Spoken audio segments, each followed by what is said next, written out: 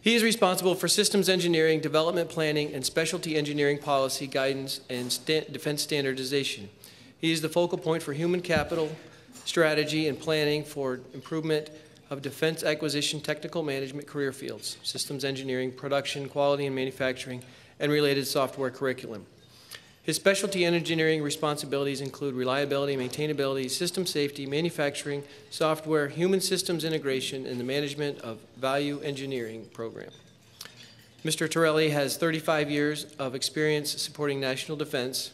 His career spans the U.S. Navy, attack submarines, over 25 years in the defense industry with several major corporations, and a prior tour in OSD. After departing the Naval Submarine Force, he held increasingly responsible positions in the defense industry, beginning as a systems engineer and progressing to program manager and plant manager. He was appointed Deputy Assistant Secretary of Defense, Production Resources, in late 1990, managing weapon systems transition to production. The defense industrial base, quality, specifications, and standards in concurrent engineering. In his most recent job in industry, Mr. Torelli worked for the Raytheon Corporation, where his responsibilities and accomplishments included executing critical post-merger company consolidations and leading Six Sigma transformation of the $4 billion command, control, communications, and intelligence business. He came to OSD from the highly successful MIND program, winner of the OSD Top 5 Program Award in 2006, where he managed the program development and engineering changes for this large intelligence program. He has a Bachelor of Science from the United States Naval Academy, 1972, before naval nuclear power training and submarine duty. He retired from the U.S. Naval Reserve at the rank of commander with service as Battle Group Command Watch Officer and Tactical Training Group Atlantic Instructor. Please welcome Mr. Nicholas Torelli.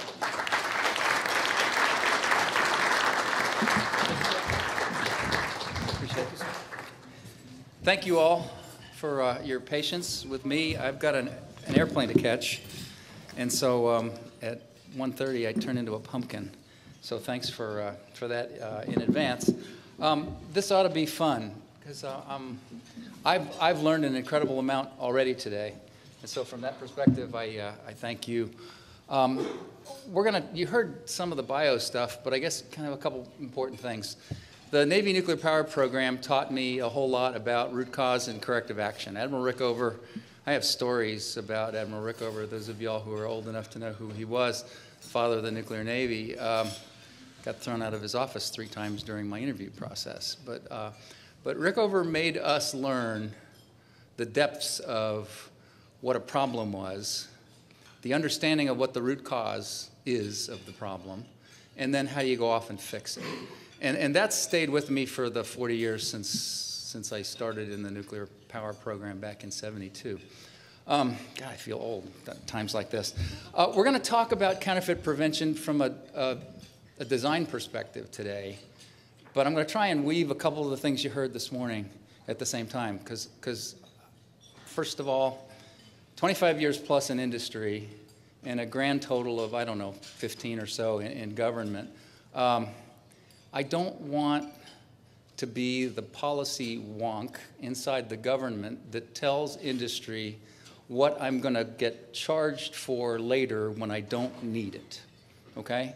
And I don't mean to say this particular instance we don't need to be doing something, but as I said to a couple of my Boeing friends, I want, from a government perspective, for mission systems, mission critical systems, sub-safe, if you know what that means, submarine safety type things, about the same thing that I get for a 777 or a 787, okay? I want industry to drive this. I don't want government interfering in things that are silly because government hears a few keywords or buzzwords, or even worse, they get lobbied by 1 or 2 companies who come in and say, I've got the instant solution, and write this into legislation. And trust me, folks, as somebody from Washington, that happens all the time.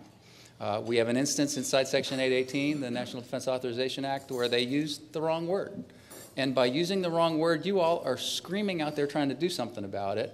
And I'm going to tell you what we're going to do about it. And it will be basically, you know, I don't want to say in your face back to Congress, but hey, Congress, you used the wrong word. We're going to use this word, and that's and we'll wait and let them tell me I can't, but we'll try. So let's talk a little bit about systems engineering first, because again, as you heard from Jim, I own the policy and the guidance, the education and training for a workforce of about 50,000 engineers and manufacturing and quality folks inside the Department of Defense acquisition side, and another 50,000 or so engineers on the non-acquisition side. So basically, inside my boss's organization, and Steve Welby sends his regrets today, he got yanked out of here. He would rather have come to Phoenix, Arizona than where he is today, because my boss is with his boss on a special assignment, and it isn't as much fun as this has been for me. So Steve sends his regrets. But when you talk about the 100,000 or so engineers in the Department of Defense, you kind of go, whoa, how are you going to manage that? And that's part of the problem.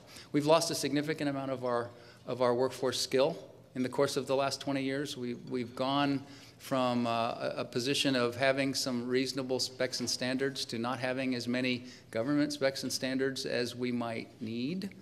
Again, in my head, if I can do something with a non-government standard, I want to do that. The real question in some cases with non-government standards is, can I contract for it satisfactorily enough to get a product for the Department of Defense? That's kind of the essence of the question from a standards perspective. We're pushing very hard in multiple areas, and I'll cover a little bit about that later. But this is kind of our charter, what our credo is, what we're trying to do in terms of engineering. But I have to start with something else, just because I want to do a little bit of demographics. How many people here from the government? A couple I saw. Okay, cool. How about academia? I saw at least one. Thomas. Yep. Prime contractors. Interesting. Okay. Original component manufacturers? Couple. Good. What did I write here? Suppliers. Okay. Any counterfeiters here? Just wanted to remember they said, keep your friends close, keep your enemies closer. What better place for them to be than here? Sorry for that. I didn't mean to do that, and please don't. But the thought process is recognizing that as we talk about test standards and some other things, understand that as soon as we put something in place, they're going to go figure out a way to beat it. Okay, and so we've got and again, as you think about where we are in the bigger picture engineering perspective, we got a massive design problem here, because it really boils down to design. It's not how you test it in or inspect it in later. And you've heard that a couple times already this morning. Beautiful setup, because I'm a guy who lived in a factory and watched the great inspectors I had and the great testers I had, and the recognition that I had a crummy design, and I had to go back and re-engineer the darn thing before we could get it to work. You don't design it so that it could pass. You design it so that it can't fail. Okay, think about that one. Okay, anyone from Homeland Security? Customs and Border Protection. That's too bad. We've got to make better relationships in those kind of areas, and that's one of the things I'm trying to do. Before I go on, one more thing to kind of set things up. There are 3 of us in the Department of Defense who have the lead for counterfeit prevention. Paul Peters is a senior executive inside the logistics organization, inside SecDef's office. Paul's the Deputy Assistant Secretary of Defense for Supply Chain Integration. Think about supply chain. That's kind of an interesting and important thing for those guys. Ms. Leantha Sumter is in Defense Procurement and Acquisition Policy, DPAP, and she's got, if you will, the contracting side. And I'm the third corn of the tricorn hat, I guess, triform hat on, and I have engineering. Anybody who understands anything about leadership knows that 3 leaders doesn't work. I mean, it's just, you need one person with X on forehead, and we're trying to make it work, because the 3 pieces of this are absolutely crucial, and recognizing that you can think about Defense Logistics Agency, the DLA stuff, the parts in the field, and most of y'all are worried in that kind of an area.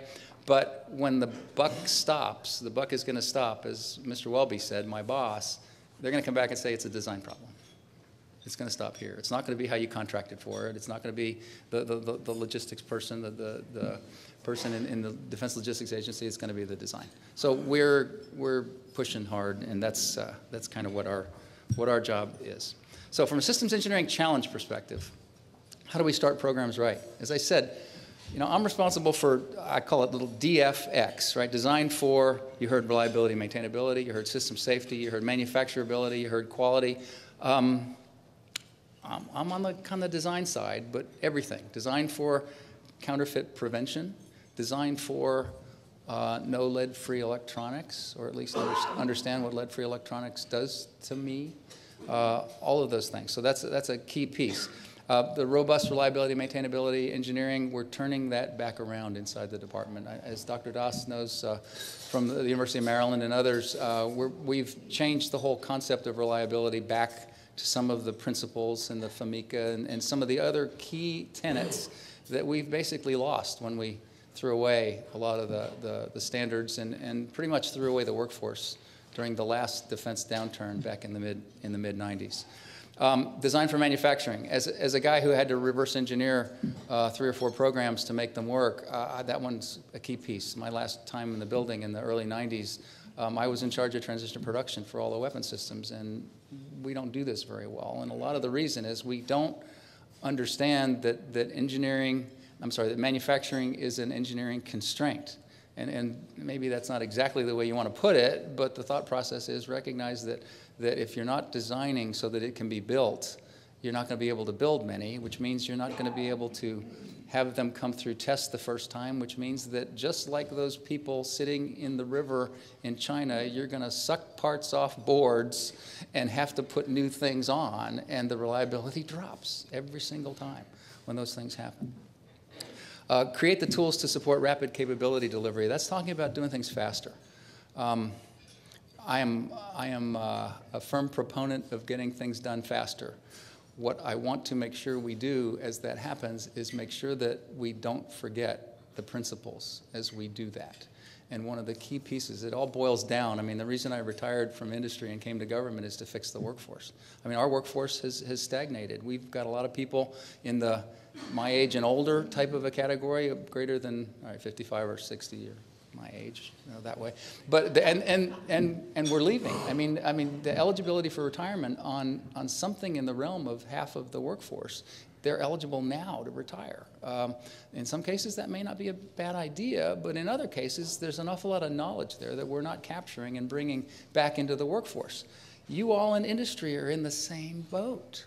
Your workforce demographic is very similar to ours, and that's a real fear. How do we capture the knowledge and bring it forward? I'm excited, ecstatic to see a lot of young people in the room. That's great. That's where you got to get the scar tissue generation and get that knowledge transferred to the younger generations, because it's absolutely key. Reinvigorate defense standardization. As Jim said, I'm in charge of the standards also. My boss is the defense standardization executive.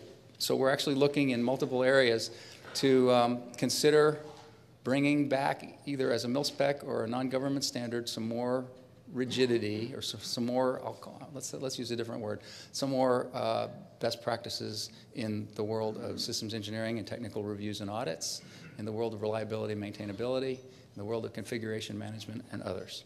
And the last one says expand the aperture to really handle the 21st century and recognize that all of these have to do with counterfeit prevention. We heard a lot of good things already in terms of the industrial base. I think Henry did a great job talking about the globalization of the industrial sector, so I'm going to skip some of these things because it was great to have it already done, and that'll help me get to the end and maybe make the key points. I think you've seen something like this before, including in some of Keith's discussions about recognizing what risk means and how it all fits. The fact that legacy systems to new systems have a technology increased capability and maybe less counterfeitable. But there's another part that hasn't been mentioned at all today. There's really 2 things we haven't talked about much at all. The first one is counterfeits above the level of electronic parts. And as I think it was Henry said, that in Mr. Kendall's March memo, he talked about it with the words counterfeit parts, not just counterfeit electronic parts, very deliberately. I mean, we made that point because we want people to understand there are other things out there that I would consider mission critical or safety critical or whatever your critical application item definition is today that aren't just electronics. And the second one was the concept of malice. Okay? I don't mean counterfeit for profit. I mean counterfeit for being an enemy type thing. Haven't touched that at all. That includes software, and haven't touched that at all today, and we're not gonna, I don't think. But I'll try and kind of touch on it. Again, Henry did a great job with the National Defense Authorization Acts. That brings me to the chart I wanted to pretty much start with. And that's the two different kinds of counterfeit, if I can use those things, and say for profit. And again, we've heard an awful lot about that today, and then malice. Understanding what we're talking about when we talk about somebody trying to put extra functionality into a part so that it does things that we don't need it to do, like turn around and come back at us after we shoot it off an F-35 or something along those lines. It isn't probably going to get caught even with a test, maybe. If you have a path that only opens in certain conditions, it might not get caught. So recognize that this picture on the right that talks about hardware, software, and microelectronics with safety critical PPP program protection plan, the critical program information type things, that's a buzzword inside the department. Well, my boss also owns the program protection plan. We run the systems engineering plan, which is the key document from an acquisition perspective as we're buying new weapon systems. But program protection is this other key, and the critical component part of that is also inside of our bailiwick. So again, covered Mr. Kendall's memorandum and a little bit about it. It says risk-based approach. We've heard the word risk a couple times today. I'll talk about it a little bit more. Also talks about contracting a little bit, recognizing this program protection, talking about standards, and I'll talk about that a little bit more, disposal and training. So risk. I'm trying to think of who did you guys did some great things this morning. I'm going to call it product risk, component risk, and supplier risk. You all had a couple different words, a couple different presenters, but the thought process is understanding how risk fits into the equation and where. I thought Keith did a great job talking about that. Again, if there is some semblance of making it a critical item for some reason or other, the surveillance ought to go up.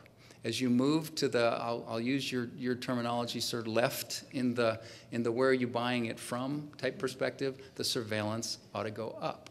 And recognize that those are the kinds of things we're trying to talk about when we talk about a risk strategy. Trusted, down at the bottom, for mission critical and safety critical components, apply enhanced mitigations. Here's where we get to Congress and Congress words, right? Congress talks about trusted suppliers, and it says you will. Okay, well, we already have a definition for trusted suppliers inside the Department of Defense, and those are the trusted guys that do the trusted foundries. Okay, anybody here that does any of that work? I think so, I know. Okay, great. The point is we're going to go back to Congress and tell them we're using a different word. Trying to settle on trustworthy right now, just to make it different enough to recognize that we want to try and cover things without being stupid. I'll have to digress just for a second. I told you that we own policy, right? Policy meaning kind of these are the shalls. These are the things you have to do. We also own the guidance, which is the Defense Acquisition Guidebook, and the things that go with that. Those are kind of more along the lines of the hows, right? Shall is the what's you got to do. How are the ways you could do it. And then below that, there are lower level standards and things that, in fact, we'll maybe put on contract. Well, a story, 2003 or so, two guys down at the Defense Acquisition University figured they'd look at policy in a different way, and they said, let's start with a golf ball. So you know what the size of a golf ball is, right? And every time a policy document comes out of the Department of Defense, we will affix a Mark I Mod 0 Band-Aid with the name of the policy and the date on the golf ball. Did I say 1993? I meant 2003. 2003, so 9 years ago. So from 2003 till now, almost 10 years, how big do you think the golf ball is? Just anybody. It's better than a soccer ball now on the way to a full-size basketball, okay? So how many times, and I love the analogy of a Band-Aid, because what's a Band-Aid for? Band-Aid is to cover a wound, an injury, and help it to scar over, help it heal, right? Well, after the wound is fixed and after is healed, you can take the Band-Aid off, right? How and why? As long as it's not going to bleed again. But, you know, every time you look at at the wound, okay? This one has a 10. It looks like a 10. And I did that when I was 10 years old. I put my hand through a window as I was driving a bicycle in a place I shouldn't have been driving a bicycle. Well, I remember that, okay? So the idea behind that is every time you have a scar, you learn from the scar. You don't have to put policy in place if it's a stupid thing that you did. So we in the department do a whole lot of stupid things because we're trying to react to every single issue that's wrong. And a lot of times those every single issues are really, really one-offs that don't matter to anybody else. So when I talk about my hesitance about laying in a whole semblance of policy in the world of counterfeit prevention, and I step back and I look at AS 5553 and 6174, and I look at some of those things and I say, is it good enough for industry to get the job done? And can I handle it as a government person responsible to the taxpayers for a weapon system, especially a submarine or an airplane or something that's going to cause loss of life if it goes wrong? If the answer is yes, we're not going to put much policy in place. Okay, so I'm the anchor, but the other two guys want to put all kinds of policy out there because I want to make sure that the things we're doing are not stupid policy.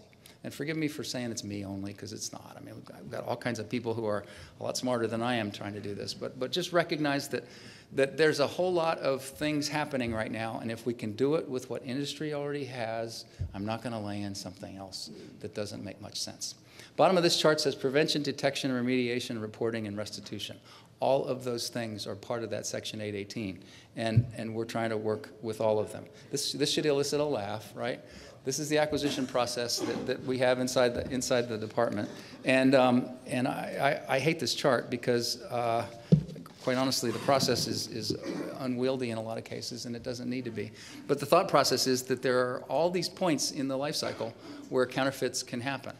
As we've come through the Weapon System Acquisition Reform Act of 2009, that was about 3 years ago now, we've been directed by Congress, another one of the good things Congress did, to move further to the left in the acquisition process. Again, I'm talking acquisition now, not just parts, but the whole concept of buying a new weapon system, so that we're thinking more about what we're going to do from a design perspective early. Great idea. That's the only reason I put the chart in.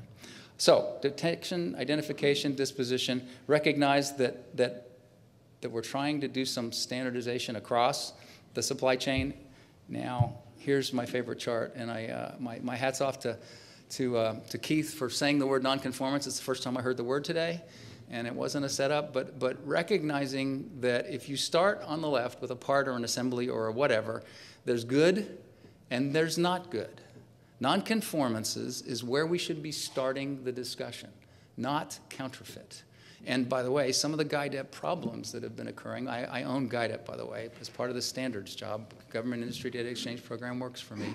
Part of the GIDEP problem is that when someone identifies something as counterfeit or suspect counterfeit, and some of those people like Keith get involved, the lawyers, the ability to do the reporting that needs to be done stops in a lot of cases because people are afraid. If it's identified as a nonconformance first, it should be. Think about the circles that I think Phil had on his chart, right? That if you go out to that widest circle, go out one more, and that's nonconformances, okay? What we want in GIDEP, in terms of the data and the reporting, are things that are non-conforming. I don't care if it's counterfeit. You didn't hear me say it that way, but you know what I mean.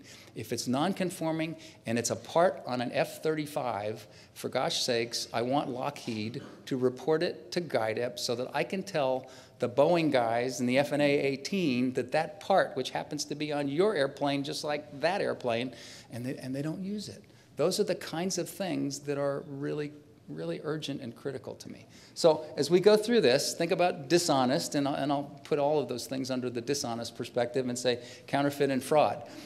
My boss, Mr. Welby, believes that a part that has a fraudulent test certificate is just fraud. Well, I'll tell you, I think it's counterfeit. Until I get something that proves to me that entire package that is being delivered is what I'm paying for, it's counterfeit. But the point of it is, this is the chart that we should be dealing with. You've heard of PDREP, the Product Efficiency Reporting and Evaluation Program.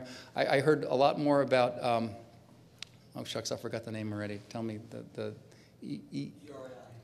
forgive me, I'm new to the organization, ERAI. I want to go work with those guys and figure out how much we can work between and among GuideUp and ERAI, because that's another reporting scheme. And again, I'm a pretty simple guy. I want to do things once. And by the way, I don't want to pay for it more than once. And that means, try and use your head. But the point behind this one is, the government owns an awful lot of depots, too. So an awful lot of the problem resides inside the government's chain of accountability, if you will, as opposed to just the industry chain. You all feed both chains, right? You feed the prime contractors doing airplanes and ships and tanks, and you feed the depots fixing the airplanes and ships and tanks. So key activities. We own the Defense Acquisition Guidebook. I mentioned that a few minutes ago in terms of the how, or the guidance on how to get things done. We also own the Systems Engineering Plan. When a new program is put in place, the program office writes a Systems Engineering Plan. Inside the plan are design considerations for how I intend my contractor to design and build this system. That SEP goes out with the request for proposal, and we can be talking about in the early phases or even after and that goes out with the RFP, the request for proposal, and we expect the contractors who are competing to submit a systems engineering management plan. SEMP, you've heard that phrase before, I know. And so SEP to SEMP with design considerations, including some of the things that we really, really want to address. Program protection, I mentioned a few minutes ago in terms of the concept of critical program information and system security engineering. Again, new field coming in big time. Secretary Panetta went out and talked about cyber a few weeks ago, and how all this new world is going to get handled in terms of cyber. GuideUp, I've kind of touched already, and then here's my word trustworthiness again, or trustworthy. The Trusted Supplier Program is a Defense Microelectronics Agency, DMEA program. DLA has the qualified supplier list and distributor. Phil, you had a question this morning about DLA and the QTSL or something like that? Well, the question still comes up from countries outside the US. Oh, okay. That's different. Something came up this morning about qualified technical supplier list or something? QTSL. I got a note back. I sent a note to Chris Metz at a DLA, and she sent me something back. So we should get together afterwards. Or I'll get you. I have your email address, but I want to get that back out to you because she actually gave me about a paragraph or two on what it is. So I just meant to do that here. Recognizing that industry has suppliers and what your inspection and test philosophy is, and you guys did a really good job in that kind of discussion this morning. Here's the SEP, Systems Engineering Plan, and some of the tables that we've built into the Systems Engineering Plan now. As you can see, two of them that are obviously big in my mind are design considerations. What are the things you're thinking about, and how are you doing that? And then risk, and where are the obvious risks? This is how we review the programs now as they're coming in. So here is a listing of some of the things that counterfeit has to do with areas of design considerations. Reliability, maintainability, engineering, that's a given. Critical safety items, I kind of talked about already. Environmental safety and occupational health. Folks, I'm a lead-free solder hater. I'm not. When I came in the building, and I knew this was coming, okay, because I'd heard about it in industry. We'd had a couple instances already in industry, but when I see parts coming in that are marked as lead solder parts that aren't, that's counterfeit, right? So again, my problem with lead-free, and some of my trusted colleagues, including the DMEA guys, the microelectronics guys, hate me because I haven't put out a policy on lead-free solder yet. Well, what am I going to say? Use your head. If it's critical, think about specifying leaded solder. That's not a policy. That's a couple statements. So I'm really struggling with that one too. Again, in the same mantra I said before about what policy is and how to address it. But that one to me is a scary one because I'm certain today we still can't measure reliability of these new non-leaded parts. I saw a briefing down in Huntsville 2 weeks ago where this really, really brilliant guy got up and showed some QQ charts on maybe even being able to measure some of this. I'm hoping he's right, because as soon as I can measure what the reliability degradation is on a non-leaded, non-tin lead soldered part, then I'll at least have a better feel for what the lifetime is, and it sure as heck isn't 20 or 50 in some of the things in terms of years, but it's something less than that. Corrosion prevention and control, again, thinking about that, or supportability. That's one of the logistics type kind of a thing. I have actually two charts on this in terms of design considerations. COTS, how are we going to handle commercial off the shelf, and what are the considerations there? Obvious, the diminishing manufacturing sources, material shortages, disposal and demilitarization, and open systems architecture. We're also responsible for that for the department, and recognizing that if you have an open system and you can plug and play, then new technologies can play. That's good. That says we keep that technology curve going, and the counterfeiters maybe can't catch up. So that's kind of the key pieces of that. When I talk about trust, I kind of described this to you before. There's the prime contractor side of the business, there's the depot side of the business. And again, I'm trying to use your words, and not sure I got them all exactly right, folks, but original component manufacturer, authorized distributor. Yeah, I did. We got them just right. Jim Stein. Jim Stein is my program manager for the GuideUp program. I think you said that before, Henry. Jim's got a giant job, and his efforts include trying to bring together all of the interested groups who have to do with GuideUp, all the way from, if you will, you guys, to the law enforcement folks and everything in between. We've got 3 or 4 different areas that we're trying to, 5, I think, that we're trying to integrate as we go and make GuideUp more user-friendly. I've got another couple charts on GuideUp. So during design, this is the engineering challenge, right? Size, weight, power. Select the parts from approved lists. Make it technologically advanced. What happens if everything is suspect? Different forms of counterfeit, fraudulent parts carry different reliability performance curves. Okay, we talked about that already this morning. Biggest challenge, how do you design a system to be tolerant of counterfeit? Understand where the risks are and do more surveillance in the risk areas. It's pretty much what we said this morning. I like that. That's common sense. I like common sense. But that's kind of some things in a nutshell. So from a GuideUp perspective, Government Industry Data Exchange Program. The first chunk here is kind of philosophical. Some sort of QDR, Quality Deficiency Reporting System. And the way to link these things for the collective good is what GuideUp's supposed to be. What we're doing in the near term is kind of the middle. Mandatory reporting, that's already part of the National Defense Authorization Act, and we're coordinating between GuideUp and the PD rep, the Product Deficiency Reporting and Evaluation Program. Those are now software links, and I'm pretty sure they're working. Modernize, that's the next step. And I've already gone out to the Quality Council and asked them for some help in terms of a Tiger team to help work it. And that's to try to make this more friendly. Recognize that, as Henry said well this morning, there are some things we can't pass outside of the United States or or our partners like Canada and others. I almost said trusted, you caught me. Australia is the next one we're working with, but if there are ways we can do some reporting into the system from outside, then we're going to go try and figure that out also. But this is an area where we know we've got a lot of work to do. How can you help? You're doing this.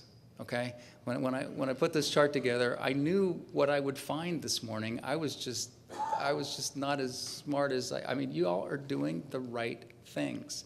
Keep it up, and as the 5553A comes out, that's a good one coming. I'm glad to see the other one is coming to I lost the number already. Yeah, 81. Thank you. And so those things are all crucial to you, and in second order, crucial to me. And helping the reporting is absolutely key. Design in protection against counterfeit. How do we do that? That's a challenge.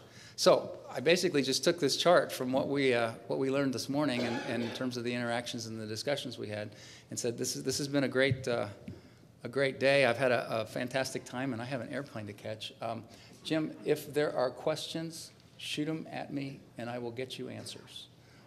Thank you, guys. It has been a pleasure to be here. Thank you for your work. God bless you.